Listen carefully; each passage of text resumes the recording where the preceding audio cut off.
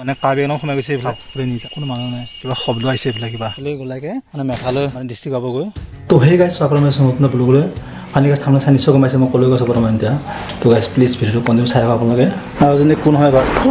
আৰু এইজনী আৰু ইহঁতৰ ফেচাৰ্ছ মেকআপ মেন দৈবকী ডেন্স মাৰিব কি ডান্স মাৰিবা কি নাচে ৰাৱণা শ্ৰীকৃষ্ণ কি ৰাৱণা শ্ৰীকৃষ্ণ নৃত্য নে কি কৈছে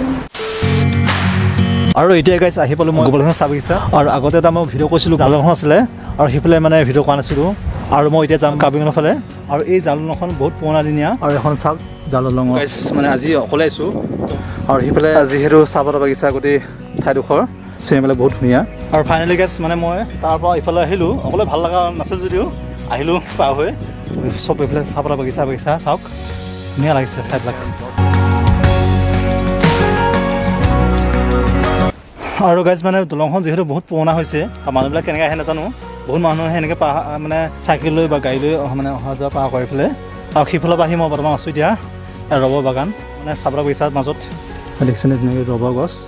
ধুনীয়াকৈ আঠা ওলাই আছে চব ৰবৰ বাগান এইবিলাক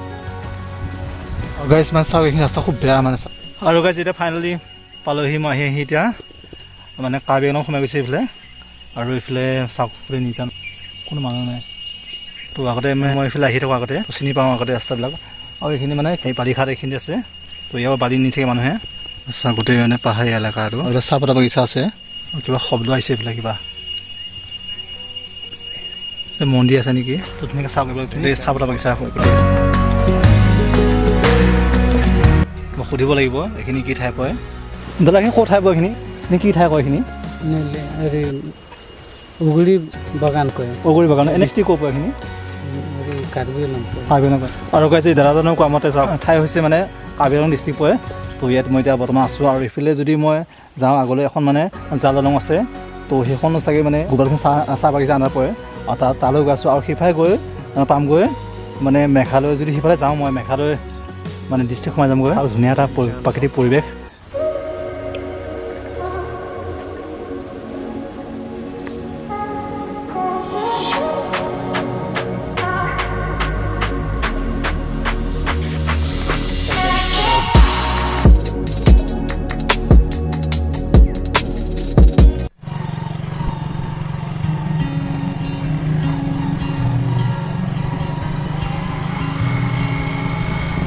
আৰু ফাইনেলি গাইছ লাষ্ট চিনাৰী এটা চাই যাওঁ চাওক এখন লাষ্ট এখন